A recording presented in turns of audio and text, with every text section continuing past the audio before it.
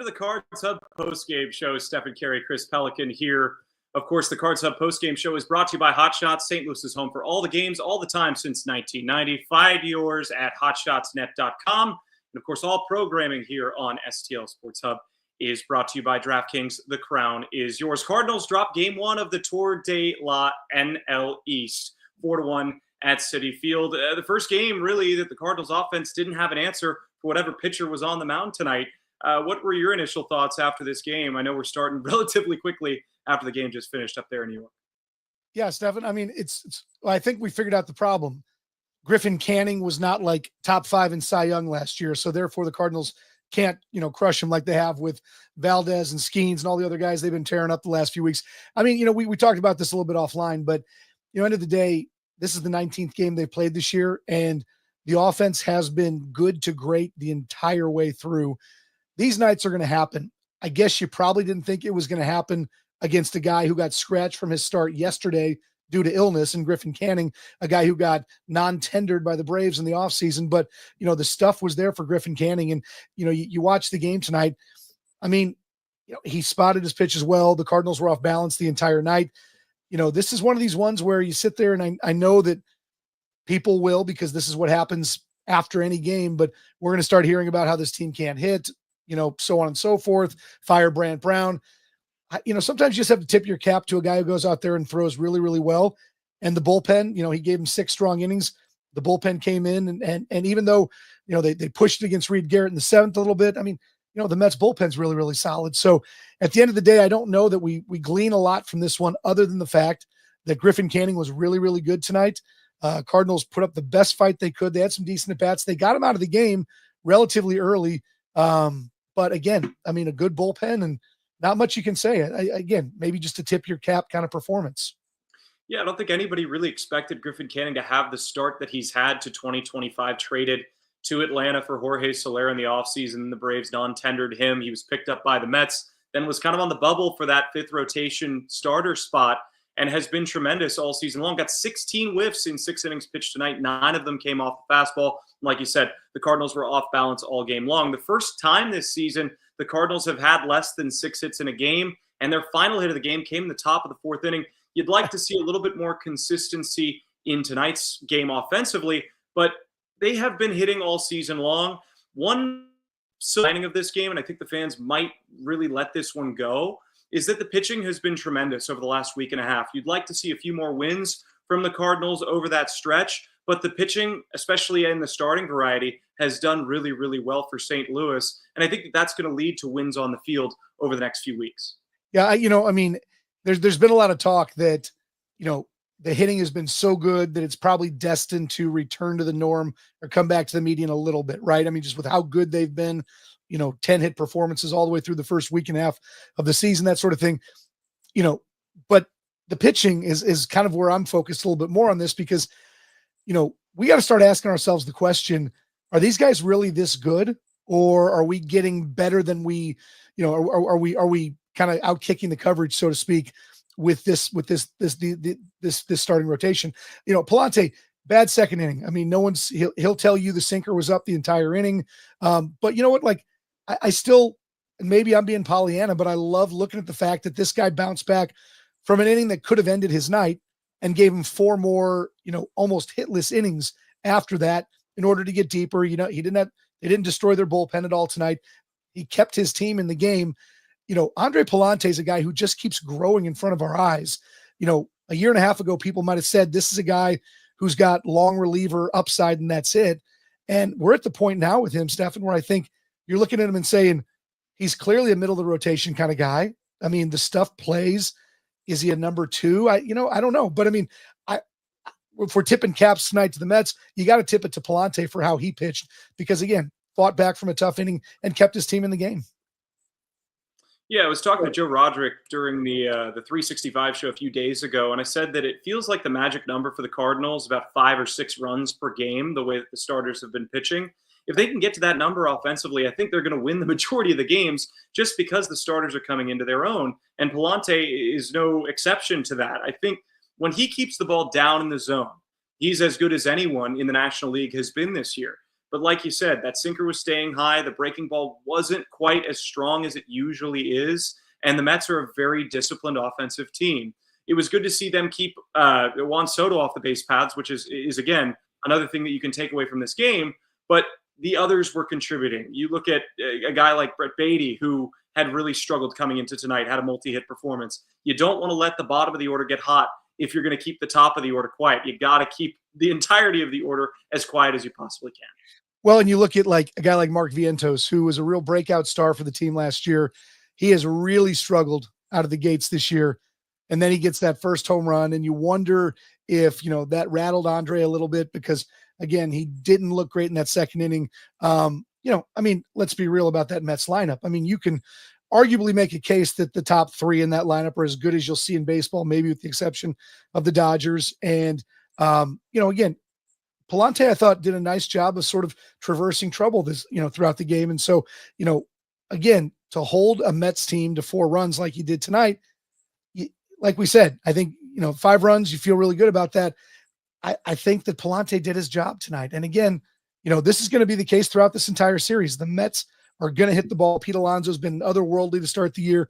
They're good top to bottom in a lot of ways. And so, if the bottom part starts getting going, Vientos, those sort of guys, like you said, Beatty had a nice game today.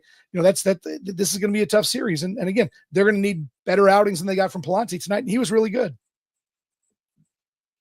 And the Cardinals had an uncharacteristic performance with the strikeouts. They have had now 12 games this year having 8 or more strikeouts as a team. They're 5-7 in those games. That feels like a really important number to look at. When this team doesn't strike out and they're disciplined like we know they can be, they're a really tough team to beat offensively. And this is a really important series considering that it's 7 games on the road against the National League East, 2 teams that are talked about as bona fide playoff contenders.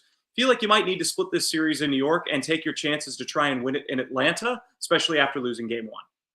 Yeah, absolutely. And, the Braves are obviously not coming out of the gate as well as they would like to as an organization. The Mets are putting it together nicely. Again, I think you're probably right. This is going to be a tough stretch, and I think the Braves, it's just a matter of time with them before things start clicking on all cylinders. And, you mentioned the strikeouts, which have not been a big thing for this team this year from the standpoint, at least, we've talked a lot about what Brant Brown has done with this team. I've mentioned this quote numerous times, but I do love the fact that he's sort of pointed out that, home runs are not hit, they're pitched. This team seems to be look, I looked at that Reed Garrett inning, the 7th inning, and you had, who was it? It was, who had the 10 pitch at bat and then ended up with Gorman. I mean, look at Nolan Gorman. This is a guy who at one point in time, people were looking at and saying, is this going to be a guy who strikes out 40% of the time he's at the plate, right?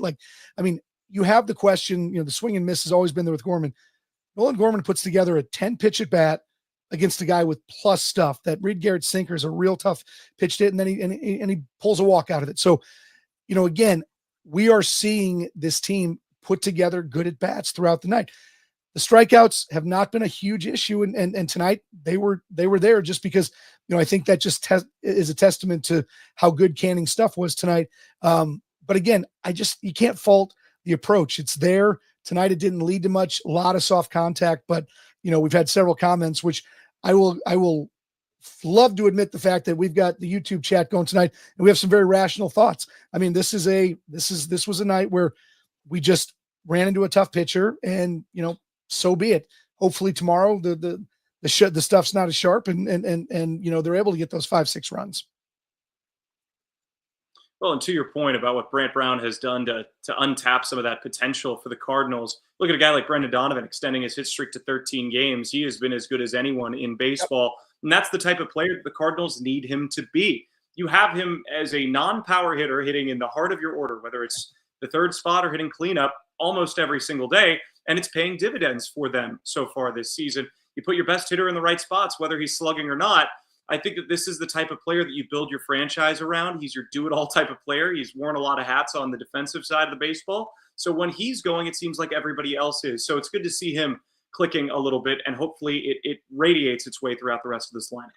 I just can't imagine that there's ever a spell where Brendan Donovan is not putting bat to ball, slapping the ball the other way, doing all these little things. Like you mentioned, is he miscast as a third place hitter, a fourth place hitter? I think you can certainly make that argument, but no, I completely concur with your idea that Brendan Donovan's the kind of guy. I know they looked into a long-term contract with him before the offseason. In the offseason, it didn't come to fruition, but I can't imagine those talks are stopping anytime soon, just because the guy is a heart and soul player. And would you like to have a 35 home run guy hitting before him in the lineup or after him, whatever we want to talk about? Of course you would. I don't know the Cardinals are going to have that guy now. I don't know if they're going to have that guy next year. Nick Jensen is in the chat and he points out that this is who this team is. And, maybe they're constructed to be a 500 team, maybe not constructed to win a World Series. I do think, and I've been the one who's been saying all year that I love how they've been putting the bat on the ball. But I do think we need to see a little more slug. Having said that, I think we got to take our victories where we get them. And again, with this team, I think they're going to be a tough opponent throughout the course of the year. I can't sit here and say they're going to win the Central, but if they pitch the way they have in the first 20 games, if they put together at bats like they have in the first 20 games, are they going to win 100? I don't think so. Are they going to win 95? Probably not. But boy, they're going to make it tough on teams night in and night out. And I think with the lack of activity that you saw in the offseason, kind of that donut in the middle of that lineup, I think that's about all we can ask for. And I'll be honest, I'll be happy with a team that finishes somewhere around 500 if you see all of these pieces sort of, aggregate and we see what we know we have out of Donovan. And maybe we figure out a contract with him. Maybe we decide that Lars Nootbaar is the guy that you build around as well, that sort of thing. And then, as Chaim Bloom rolls into the front office role in the offseason, maybe at that point in time, you sit there and say, who is that missing piece we have in the middle of the lineup? And, you've got all your complementary pieces in place. So there's a lot to go through. And again, we are 1/8 of the way through this season, but I got to tell you, I've been very impressed with pretty much every facet of this team. And I know it sounds weird to say that about a 9-10 team, but there really is nothing that you can come out and just say, unmitigated disaster. We knew this was going to be awful and it's been awful, because that's not been the case. I agree with you. I think that the important thing for the Cardinals here is trying to improve upon their record last year, 83-79. You want to continue to stack wins and see progress on a year-by-year basis. The teams in the Central are getting better. The Cubs are getting better. The Brewers are getting better. They're young. But the Cardinals, again, are doing an audit of who they have within the system. And I think that this season is going to be so important for them because they're giving that runway to these young players. And you're seeing early success from guys like Victor Scott, Jordan Walker, Nolan Gorman. Though a couple of them have been hurt to start the year, that is more important than just about anything else, because there are a lot of other teams that have aspirations to win the World Series in this division that aren't giving that many chances to their young stars that could set up this franchise or their franchise for the next decade. That's what the Cardinals are doing. They're playing the long game and still trying to be just frisky enough to maybe do the crazy thing and win the Central. I would not put it out of the realm of possibility that they can do it, especially considering, hey, they just took down the Philadelphia Phillies in a three-game series. They've won back-to-back series. I mean, I know it's a doomsday scenario right now because they've lost a game recently, but it should not be a feeling of the walls are closing in. This team's 9-10. If they continue to go back and forth at 500 and then hit a strong winning streak in the middle of the year, they could easily be an 86, 87 to 89 win team. I think that's certainly possible. I don't disagree with that at all. And like you said, the Central is what the Central is. I don't really know that I think the Cubs seem to be the best team in the division right now. You lose Justin Steele, and all of a sudden that puts a huge kink in what the team is looking to do the rest of the year. The Brewers, yeah, there's a lot of young talent there. Boy, they are really struggling with the pitching stuff right now. They need Brandon Woodruff back like yesterday. That's not happening. Our old pal Jose Quintana goes up there and was really good in his first start for them. Pittsburgh clearly has the arms to do some good things, but who knows about that lineup? That doesn't look real enticing. So, it certainly is there. And again, I think if you can tell me that they're going to play the way they have in the first 20 for the next 142, yeah, I think 86, 87 is totally there. And depending on what happens in the rest of the division, who knows? It's certainly out there. But again, you sit there and you sit and we talk about this, and it's an interesting debate because, Mason Wynn goes out on a rehab assignment, right? So he will be back soon. Thomas Saggese, I mean, how do we keep him out of the lineup right now? It's one of these deals where I completely concur with your thoughts about this is an audit year for this team. Let's see what we have. But boy, I mean, how is Nolan Gorman going to get at bats? And like I said, he didn't have a fantastic night tonight, but that 10 pitch at bat showed that I think he's taken a step forward in his development as a hitter. We know the power's there. It's always been there. I don't know. It's just kind of a fun sidebar conversation, Stefan, but like, where's the line going to be drawn between making sure that the Cardinals leave this year knowing what they have in every single one of these young guys and winning ball games? It's, Wilson Contreras, I think he's a heartbeat for this team, but again, he's not playing very well. And is he taking at bats away from Alec Burleson, maybe at first base, which would then lead to, more flexibility. I don't know. This is where I think my internal conflict's going to happen right now, because I do think this team is pretty decent. But I just don't know, are they decent enough that we risk not playing a guy like Gorman all year to see what he's got? I don't know. Yeah, I think it's safe to say that we will see what the Cardinals' plans are about the middle of the season once we have a better idea of what this team is, who they are, and how they play. It's also way too early to be placing your bets on who's going to win the World Series, whether it is the Cardinals or not. But baseball season is officially underway, and it's time to step up to the plate with the DraftKings Pick 6. Think of DraftKings Pick 6 as your fastball right down the middle. It's the easiest way to play for cash and take a shot at a big win. Just select 2 or more players and choose if they'll have more or less of a stat. Pick 6 is available in most states, including California, Texas, Georgia, Missouri, and more. Cash in your baseball knowledge. New players get $50 in Pick 6 credits instantly on just a $5 entry.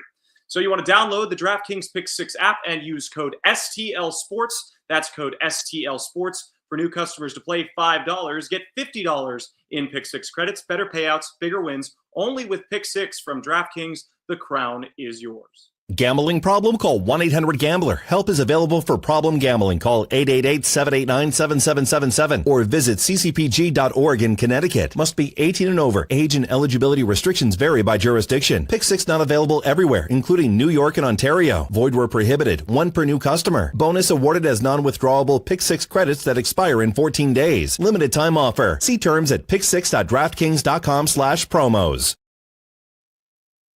So I want to stick with the point that you just made a moment ago about Thomas Saggese, and I think a lot of people have been talking about this with how consistent he has been with inconsistent playing time.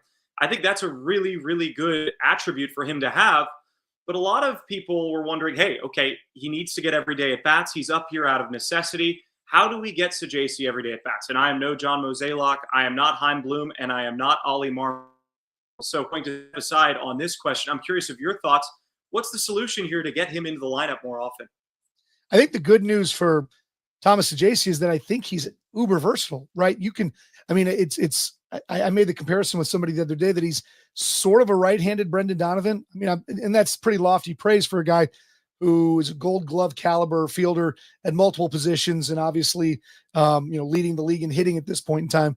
But I think that they're cut from the same cloth just in terms of the way they play. It's funny because we were talking about Gorman before, and I think people thought that Gorman was the odd man out going into this season in terms of at-bats. And I look at it more and say, when you've got a team full of guys who are younger, developing, that sort of thing, and you have a team full of guys who can play multiple positions, you can bake a cake, bake it into the cake every week that these guys get one day off. You can play Lars Nootbaar in center. Victor Scott has been fantastic, but you can do that if you're trying to get, if you're going to try to get Donovan, you can put Donovan in the left field. You can put Nootbaar in center. You can get Saggese a day at second base that way. He can play shortstop. Is he as good as Mason Wynn? Obviously not. But I do think that we're, and not to get too far off topic here, but Mason Wynn's a guy who now has a back issue, right? So I think that requires some element of consideration and care. So, if you would look at this team and say they're playing on average 6 games a week, you can play with the math and know that everyone's going to play 5. And that group includes the normal 9 that we're talking about, including Wynn. And let's throw Saggese in there. Let's throw Gorman in there. And let's make sure that they all get 450 plus at bats, right? So I just don't think that you need, I know Arenado's going to tell you, I need to play every single day. He doesn't need to play every single day. He's 34 years old. Okay, it's not important. Brendan Donovan can play third. Nolan Gorman can play. There are so many possibilities because almost everyone on this team plays more than one position.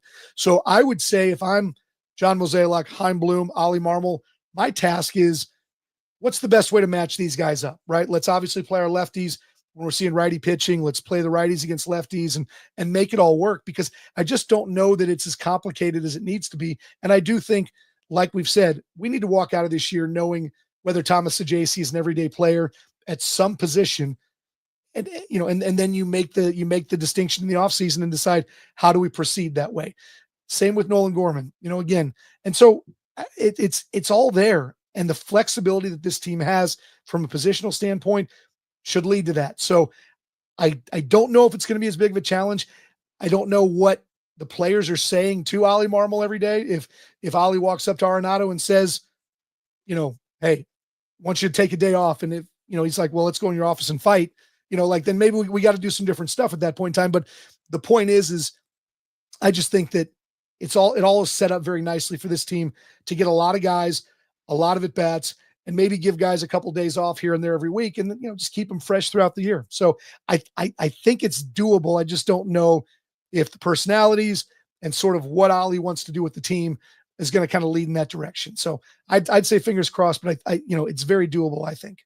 We've seen a lot of versatility from all the Cardinals defensively. Brendan Donovan has played multiple positions. Thomas Saggese the same. Nolan Gorman has moved off of his natural position of third base over the last few years. I think an underrated attribute that he has brought to the table is his defense. Tonight, he had a couple of tremendous plays over there at second base. And to see him growing at that position, I think is extremely encouraging, because if you can get the bat around and limit the strikeouts, he could be an everyday second baseman for you. But it runs into that same question. If Saggese is a utility player, if Donovan is a utility player, you might have too many utility players. Let's figure out where they play every single day. Yeah. And that's the tough part. But again, I just feel like, look at baseball these days, right? I mean, the amount of teams that will play the same 8 in the field every day, it just isn't, it's not the way it is anymore. Teams value positional versatility because, again, people are going to get hurt, and you can't let an injury to a key player end your run if you're a team that is built to win. And to your point, yes. But I mean, I look back at the Cubs World Series team with Ben Zobrist, and everyone's going to talk about how he was maybe the MVP of that team that year. And it's because he literally was everywhere they needed him to be anytime, put together professional at bats every time from both sides of the plate. And so, to your point, can you have too many utility players? Well, if they're like Brendan Donovan and maybe Thomas Saggese, who's got more to prove, I don't think the answer is yes to that. So, again, I just think you got to see it all with him. Brendan Donovan, we know. I mean, I'm ready, and I'm the guy who's very into let's wait until the end of arbitration to give guys long-term contracts. The Atlanta Braves would not use my model whatsoever, but Brendan Donovan's the kind of guy who is ready to get paid, and what that number is, who knows, but he's a guy I believe in long-term. I believe in Mason Wynn pretty much long-term, but I think you can still wait a few more years to see what he's got. But point being, I mean, as you start to look towards the next decade of this team, there are a lot of players and a lot of pieces that could be a part of that. And I think it's important that you find out that all these guys get 400 plus at bats this year. And, again, Saggese has worked his way into that conversation. He deserves the opportunity. I really hope that when Mason Wynn comes back, that they're continuing to find ways for Saggese to play. I know he could play outfield as well if he needs to. So again, I think the talk has always been Ciani or Saggese. And at this point in time, I mean, I love Michael Ciani, but I think we know what Michael Ciani is. We don't know what Thomas Saggese is.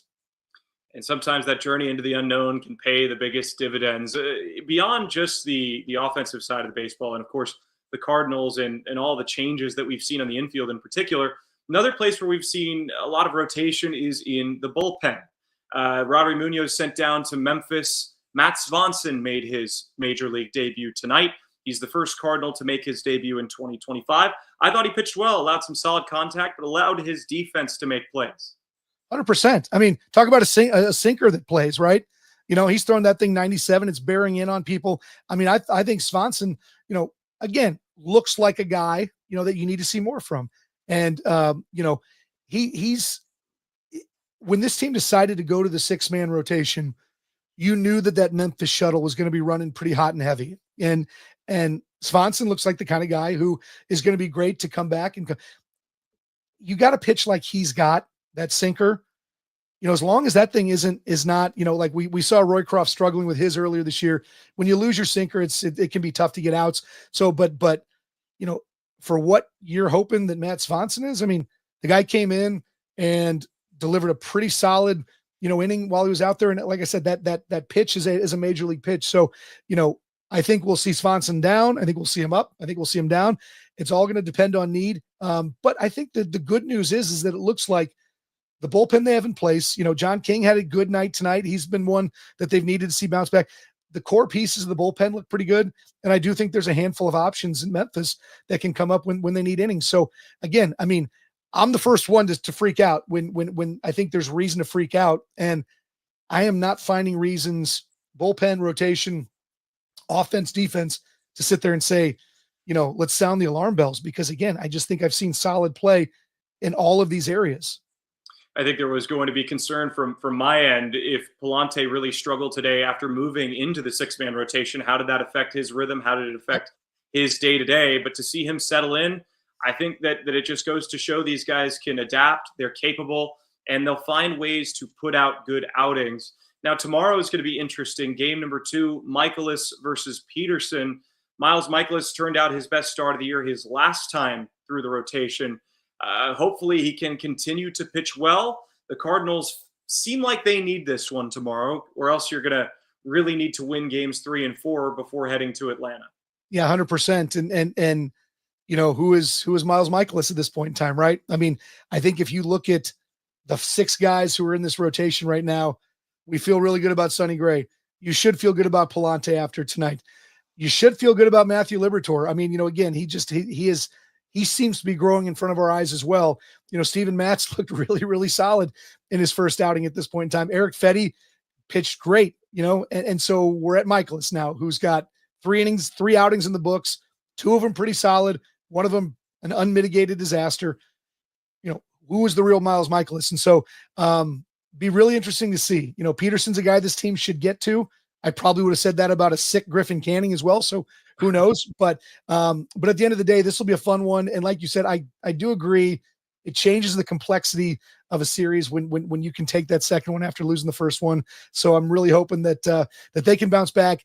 And again, if Miles Michaelis goes out there and gives you a quality start, definitionally 6 and 3, then I think we're doing cartwheels and we're just sitting there, talking about how the pitching is not going to be the problem that a lot of people thought it would be. Well, the main concern for Michaelis going into his last start was getting swings and misses. He struck out 6 on April 12th against the Phillies. It was a loss for the Cardinals, but it was good to see him getting back to greater form. David Peterson, on the other hand, 1.127 ERA. His last start, also on April 12th, was in Sacramento with an extra-friendly park. Got the loss in 6 innings, gave up 7 hits and 2 earned runs, which is a quality start and a very, very quality start when you consider all of the other factors in play at that ballpark. So the Cardinals are going to have to find a way to scrap out at bats like they've been doing all season long and be able to cash in those runs, manufacture runs. That's the way that this team is going to win games.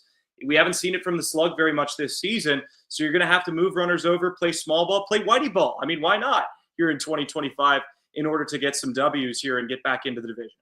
Well, the funny thing is like if you go back and look some of the tape of this show throughout the year, every time I've sat there and said, this is the guy they need to get in the series, that's when, the opposing pitcher throws 7 shutout innings against the Cardinals. So it has been the strangest conundrum with this group that the high profile guys, the ones that roll in with good ERAs and credentials all over their pitching resumes are the ones the Cardinals are getting to. And sort of the younger, the more unknown, the maybe less accomplished guys are the ones we seem to be having a little bit of trouble with. But so, again, I mean, I know Peterson is no one to joke at, he's no one to scoff at. He's an accomplished guy at this point in time. But, again, I mean, they're at a spot where this is the kind of guy that they need to get through. And like you said, I'm not going to give up on them slugging. I know that they will not slug the same way that the Dodgers will. They will not slug the same way the Phillies will, but I'm sitting here waiting for Jordan Walker's slug to appear. I'm waiting for Nolan Gorman to get more shots and show the slug that we've always seen with him. this is, Arenado, I don't know. At this point in time, I don't know if the regression is just kind of what it is, and the player that we've seen the last couple of years is the player that he is at this point in time.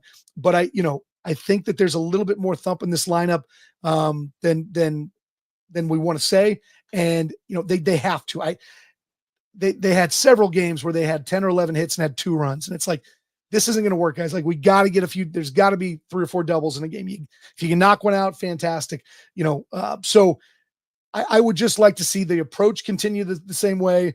Hopefully Peterson isn't as sharp as Canning was tonight, and they will continue to sort of do what they've done, which is, put the bat on the ball, hopefully find some gaps, get a few doubles. And like you said, I think 5 runs is just a good number they need to be shooting for. And I'm sure we'll see statistics that show when they're above 4, 4.5, whatever, they're, 8-2. And when they're not, they're below. So, they got to figure out a way to get to that number somehow. Yeah, and I want to respond to a question from just a moment ago. If the team is so good, if everything's fine, why are they 9-10? If you look at the standings in Major League Baseball, the 4 best records in Major League Baseball have all come out of the National League West. So wins have been hard to come by for a lot of other teams. There have been a lot of teams, even ones that are leading divisions, that are hovering around 500. It's not an uncommon place to be, especially if you're a team this early on in the season. I want to look back to 2019 when the Washington Nationals had that huge run. Nobody expected them to go and win the World Series. And again, I'm not trying to get Cardinals fans' hopes up, but you can't make any decisions or determinations on a team in the month of April. You can't. If it was July and this was going on, I think you have more of a solid case. But 9-10, I think they've run into some really good teams, the Angels, the Red Sox, that have really done some good work. And they've won series against teams that are atop of divisions like the Phillies. So you've got to take the good with the bad. And Stefan, I'll always remember back in my broadcasting days, I worked in Austin, Texas, and spent a lot of time talking to Rick Barnes when he coached the UT basketball team. And his team was going through a tough run. And I said, you talk about process all the time. At what point in time do you stop worrying about process and start worrying about results? And he said, the second I do that, the second is the second that my team won't do anything and I'm not a good coach anymore. And it just sort of hit me all of a sudden. It's like, boy, you know what? We can look at 3 or 4 games that the Cardinals team has lost that they probably could have won. Helsley's blown save, a couple of the extra inning games against the Angels, that sort of thing. And you're sitting there saying the line between winning and losing is so razor thin. So again, you can't sit there and say, hey, end of the day, I know that the record is 100% the only thing that matters when it's all said and done. But if you are going to sit there and say, hey, 9-10, this is a mediocre team because they have a mediocre record, I don't think you've been watching, because they're doing a lot of things right. And again, I don't want to sit here and I'm not trying to be an apologist and say, make excuses or any of that sort of stuff. And again, I do know that winning, but they're doing a lot of things really, really well. And sometimes those things just aren't coming together. And again, I think this team is better than a 9-10 record. Is I think the message I'm trying to get through on this one, because again, you cannot look at one particular aspect of this team and say, this is the Achilles heel. This is going to be the thing that drags this team down all year, because there has not been one area that's been really bad. So if they are able to continue that, I tend to think that some of the luck that has gone against them will go in their favor. That's just the way baseball sort of plays itself out. And that could lead to 6, 7, 8 game winning streak. And at that point in time, it's a whole different ball of wax. So again, I think you got to keep the faith based on what you've seen. I think there's teams with better records that have played worse. Sometimes it's just how it goes. So I'm sitting here keeping the faith because I think what I've seen has earned that faith. I agree with you. I agree with you completely. And again, you look at the response from a couple nights ago when the team got to 9-9. It's very different than tonight when they're 9-10. It's a 1-game swing, right? If they get to 10-10 tomorrow, the response will be completely different. And I totally agree. I'd love to see this team 2, 3, 4 games above 500 right now and knocking on the Cubs' door at this point in time. But the rest of the division is kind of scuffling as well. So you stay in the hunt, you stay kind of in striking range of all those teams. There's no reason to worry. If you're the Colorado Rockies and you're already 10 games out of first place, then there's time to panic. But that's not what the situation is here in St. Louis. And I think they have as good of a chance as anyone to make a run. You look at the metrics, you look at the numbers, this team is doing a lot of things right. And those typically numbers never lie. Those numbers typically will garner better results as the season goes on. Couldn't agree more. And I think that, again, if we are sitting here and trying to evaluate this team honestly, you have got to look at everything that has gone into this record at this point in time. And, if you tell me in 2 weeks we're doing the show again and the team has played the way they have in terms of bat to ball, 8 to 10 hits every game, the rotation is throwing the way they're throwing right now, the bullpen is keeping things close, locking things down the way they have recently, I feel like this is going to be a team that's 3 or 4 games over 500 by that point in time. The wins will come if you keep playing well. I firmly believe that. If you tell me in 2 weeks that, Miles Michaelis has blown his top and he's had 3 straight starts of under 3 innings and that sort of thing, yeah, then this team could be 7 games under 500. Like that's what the ebb and flow is going to be of this thing. So you see what we've seen the first 3 weeks of the season for the next 3 weeks. And I feel very good about this team being roughly in first place, probably 4 or 5 games over 500. And I think that's a great place to be if you're the Cardinals. Again, they fall tonight 4-1 to the Mets. Looking forward to tomorrow, hopefully, where they pick up game number 2 and try and get back to 500. Chris Pelikan, thanks so much for everything. For Matthew Rocchio, back in the studio, I'm Stefan Carey for the Cardinals Hub post-game show, brought to you by HotShots. This is Sports Hub STL, brought to you by DraftKings. The crown is yours. Join us another time, another place, hopefully after Cardinals win.